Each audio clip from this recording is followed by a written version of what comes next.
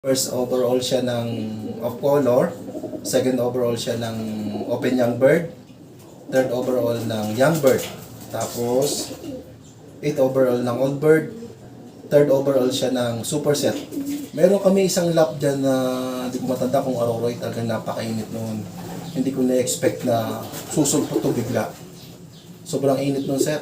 Pumapasok naman dyan yung sarili mga gamot ko, depende nga sa pangangailangan. Ginagamit ko lang naman dyan, Ideal, Brewers, at saka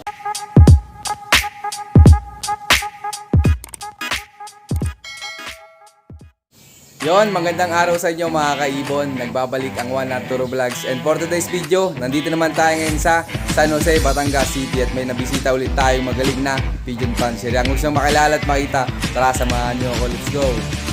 magandang tanghali po kaibon. Ako nga pala si Richard Gista ng pigeon fancier ng San Jose, Batangas. Welcome ulit dito sa aking group. Yun. Sir, pwedeng may pasyal mo kami sa loob mo. Sige, tara, isa pa siya kung isang. Ito yung sir yung nilaro ko kanina ng Ulpat tsaka na One Batangas. Yan. Kamusta naman sir, pauwi mo kanina? Medyo maganda naman sa first lap ng fundraise, second place tayo. Tsaka sa yung pito sa One Batangas, kompleto. Ang galing. Doon naman sa Ulpa na 5, kompleto din. Ang galing. Ito mga kaibon, ang kikinis oh. Medyo stress na konti sir kasi pauwi lang yan. Napatagdag sir, hindi na napatagdag yan. Napakalinis mga kaibon oh. Ay, shoutout sa'yo Sir John. Effective yung inuod sa kanya para sa akin ha. Yan. Pero hindi ko pa masyado nagagamit ngayon. Lapit pa eh. Yan. Tingnan nyo mga kaibon, sobrang linis oh. Alagang-alaga ni Sir Richard sa linis yung kanyang kulungan. Kailangan natin sir kasi pagka hindi natin na-maintain yung kalinisan sa ating dog, diyan na pumapasok yung mga virus at mga sakit ng ibon. Tayo rin na i-stress dyan. Gawa ng siyempre paggamot sa ibon. Kaya hanggat maaari, mini-maintain namin yung malinis yung look. Lagi sa yung nagdi-disinfect lagi kami halos araw-araw yan. Dito ba sir, may mga nadagdag ka na bloodline na inaalagaan mo? Yung pa rin sir, yung bloodline ko. Kaya lang sir, ngayon masasabi ko na sa 5 taong pag-iibong ko, sa ngayon, alam ko na yung kung sino kung pwedeng paris-parisin. Na kumbaga nasala ko na sir, kung sino-sino yung mga dapat kong fair. Na masasabi kong maaasahan ko sa lipatan. Yun. Bali, ano mga bloodline sir yung mga madalas manalo sa'yo dito? Yung bloodline ko ngayon sir, yung kay Maximus. Yung si Maximus, ang baseline niyan ay Stitch. Na nakuha ko sa kaibigan ko kay Kevin Gonzales. Tapos yung hen naman yan sir, baseline niya is Rizzo. Galing naman niya sa kaibigan ko kay Alvin Castillo. Solid mga bloodline na hawak ni Sir Richard. Yun sir, pwedeng makita yung latest na winner mo na ibon. Sige sir, sige sir. Yun, tara, let's go. Mga kaibon, pakikilala ko po sa inyo yung latest kong nanalo sa Ulpa na nitong last summer. Ito si Maxine. Yan. Ito mga kaibon. Ano pong mga naging achievements nito sir?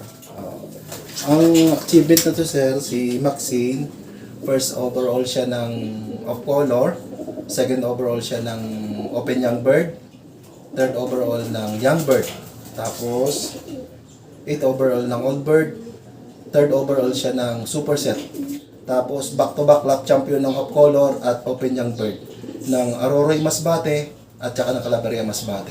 Galing, solid mga kaibon oh. Ano pong bloodline na to sir? Ang bloodline nito sir, ito yung magulang nito, si Maximus, yung nilaro, naikwento ko sa nilaro ko ng MacArthur na invitational dito sa amin sa Batangas. Ang ina naman nito, yung si Miss Bagito, yung race nga, yung ulit kasi kanina. So, sinubukan ko na pag-pairing yung dalawa, isang clutch lang sir, ito na lumabas. Yung kapatid nito, pumitik, kaya nakaisip ako magpagawa ng another extension sa taas para hindi na ako mapitikan ng mga young bird. So ito lang nagtumuloy sa akin. Ito yung mga kaibon oh. Solo na nilaro niya na bloodline to. Nanalo pa. Bali ilan nilaro mo noon sir, nung summer race?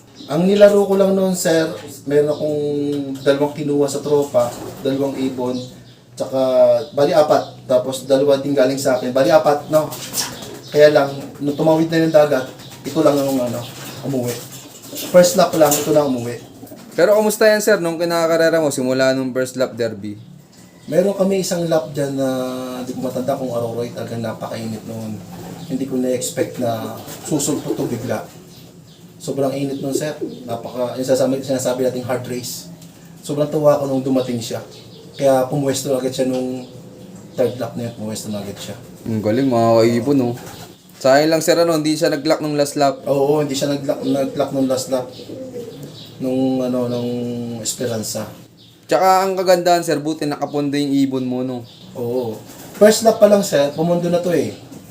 Tapos sabi ko nga nung sa'yo sir na yung consistent yung lipad niya.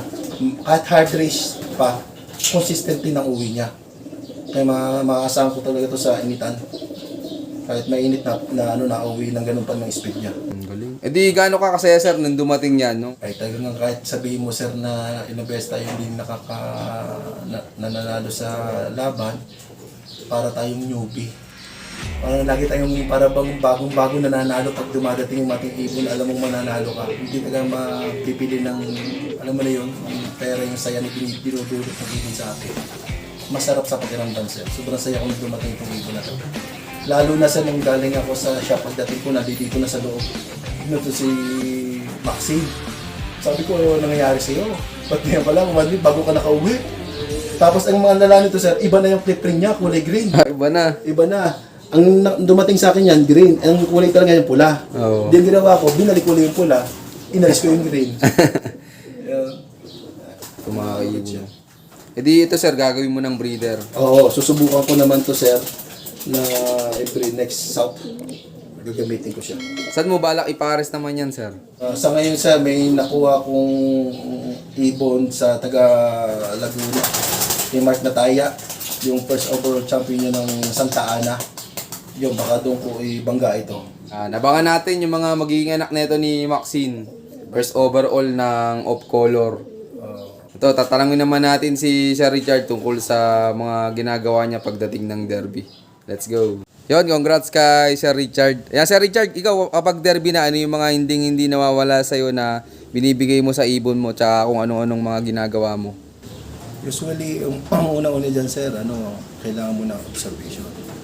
Pag galing ng karerang ibon, tingnan mo muna, obserba mo muna yung kinikilos na. Kasi ikaw naman ang total nagpalaki niyan, kabisado mo kung anong kailangan niya. Yan importante sir. Observation, kung kailangan siya ng bigyan mo ng antibiotic agad, kung may nararamdaman, ibigay mo agad. Hindi naman yung sa aking pagbibigay sa kanya yung halos yung weekly pare-parehas, hindi. Depende sa pangangailangan nila, yun ang binibigay ko. Ngayon, pagdating ng derby, pagdating ng ibon, ng Sunday, tinitingnan ko muna sila. Kapag malakas pa, hindi muna ako nabibigyan ng mga glucose. Ang binibigay ko dyan sir, mga Petracin.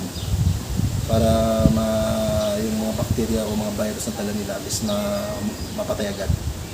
Tapos sinusubukan ko na itiyan pag Sunday. Sa gabi, subo rin ako itiyan. Tapos sa Monday na umaga, natural na dyan yung cleansing. Tapos sir, paligo. Pag malakas, makikita mo naman sir, pagka lumikong ibon, ibig sabihin, condition yan. Hindi wala yung nararamdaman yan. So pag lumigo yan, ideal ulit ako sa gabi ng Monday. Pagdating na Tuesday, papasok na dyan sir yung probiotic. Gumagamit ako ng probiotic dyan. Tapos ginagawa ko, luplay lang sila. Hinayaan ko lang sila sa labas maghapon. Pagdating ng Wednesday, dyan na yan, magtotos na ako ng 70 to 100 kilometers.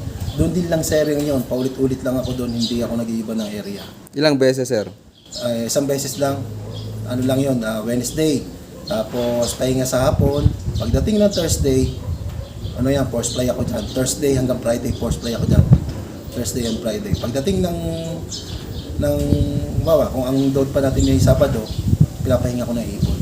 Ngayon, pagka last 3 laps, kalimitan dyan, Friday na loading dyan eh. Hindi ko na rin pinalilipat ang ibon. Nire-relax ko na sila. Pasok naman dyan yung sarili mga gamot ko, depende nga sa pangailangan. Ginagamit ko lang naman dyan, Ideal, Brewers, at saka Beldazole. Yung tatlong yan. Yun, maraming salamat po Sir Richard. Yan, Sir Richard, tingin mo, ano yung pinakang importante sa pagkakalapati para manalo?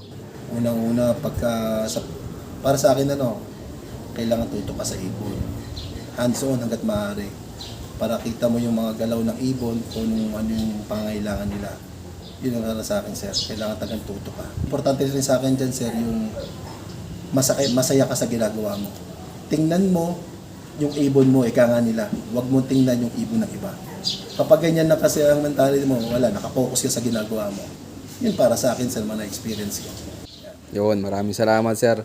Yan sir, ikaw naman, ano mabibigay mong payo sa mga viewers natin dyan na hindi pa nakakatigim ng panalo? Kung may papayo ko lang dyan, unang-una, huwag ka kayong manawa, huwag ka kayong sumuko. Kasi ang pag-iibon, hanggat nai-enjoy mo yan, ganun lang gawin mo.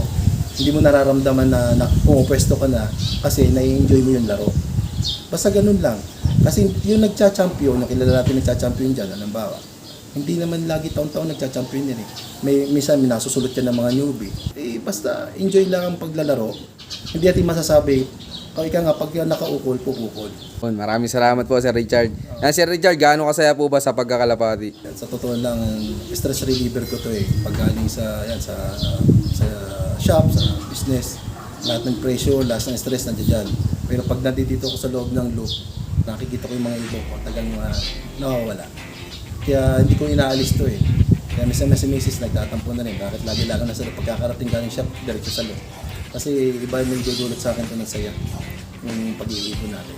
Muli, ito si Richard Vista, Pigeon Pansier ng San Jose, Batangas. I love this game. Yon, shoutout nga pala sa inyo lahat. Maraming salamat sa patuloy ng suporta mga kaibon. At yun, siyempre, meron tayong pa-shoutout ngayon. Siyempre, unang-una, shoutout kay Sir Richard Vistar. Kaya maraming salamat sir sa pag-unlock na mapag-lobbyist sa'yo. At siyempre, shoutout sa mga tropa niya dyan sa Batangas. Ayan, kay Alvin Castillo, shoutout po. At shoutout din sa mga malulupit nating tropa. Ayan, shoutout kay San BP Patolot, kay Jody Patolot, kay Kabakyard Lop, kay Kapwalo, at kay Jasmine Lop. Yan, shoutout sa inyo lahat. At syempre, shoutout sa inyo lahat. Ayan, shoutout din kay Chris Lop. Yan, dyan din sa San Jose, Batangas. So yun, maraming salamat sa patuloy suporta mga kaibon. Yan, abangan nyo pa yung mga susunod kong follow visit. So yun, keep watching and God bless you all. Thank you.